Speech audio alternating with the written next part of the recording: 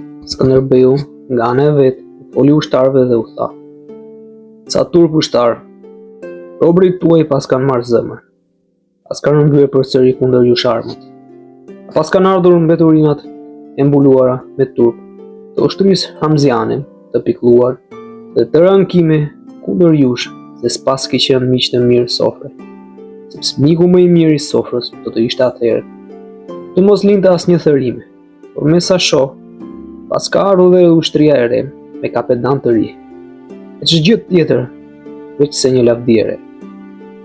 Nuk do t'ju them bjeruni, o e piriot, por lidhini, ashtu siç e keni zakon, që të mos thonë këtë armiq se nuk i mundet ju, por modrisa dhe luginat e mokrës, në rast se neve sot na ikën nga duart për shkak të zemërlëshimit, apo të plogështisë son, ai fat i bukur që kemi patur për një kohë aq të gjatë.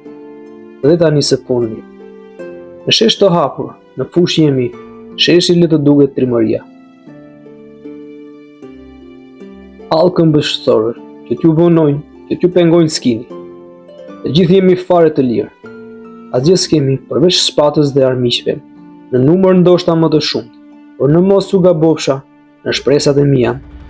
Ju do të numëroni më mirë vetë të shtrirë, se kontroll të zellshëm së trimërisë suaj. Përsa thoshte këto fjalë, ai kujdesi njëkohësisht me të madhe, që ushtarët të qëndronin të mbledhur, me qëllim që të mos përziheshin radhët tona dhe të dalloheshin mirë armiqt. Sidomos sepse pakicë e shpërndar mund të rrethojë më lehtë prej shumicës. Megjithatë, ai duke mos patur ndonjë besim në fuqitë e pararojës së vet, e priti turmën armike që po i turej, duke lëshuar mbi pararojën e saj Mojsin dhe Hamzan, me një numër burrash të shënuar, i trembur, se mos po të tronditej që në fillim për leshja atje. I hynte frika ushtrisë dhe armiku merrte zemrën e guximit tek. Forcat e tjera i mbajti të grumbulluar. Në rregull e qetësi të plot, armiku, gjithashtu, duke u trembur natës, apo duke u përshtatur planet e veta lëvizjes së tanëve, s'luajti më nga vendi, por po qëndronte si ndonjë spektator në radhët e ushtrisë së vet, të rasur njëre pas tjetër. Kështu ajo përleshje e pararojeve, duke si një lloj ndeshje e veçantë. Dhe ushtrit nga të dy palët po prisnin të shqetësuar dhe me ankth në zemër, përfundimin e provës së parë që po bënin.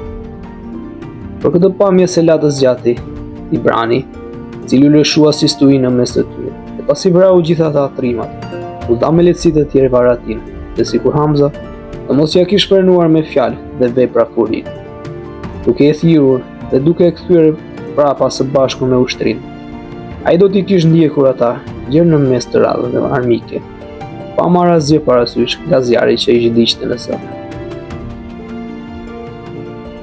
Mojsiu ishte fort i admirueshëm si për meritat ushtarake, ashtu edhe për meritat prej kapetanit, por ishte me gojë nga hera të gjakosur, dhe siç i thonë me kreshta përpjet, dhe si frenonte dot dhe që shumë pak të udhëheqte vehte.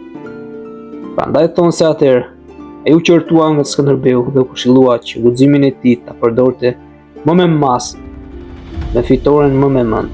Një veprim i tillë do t'i falë një ushtari të thjeshtë të turmës, por jo një kapetani, sepse për të kjo do të ishte një kob e më tepër një përbuzje dhe një shembull shumë i keq.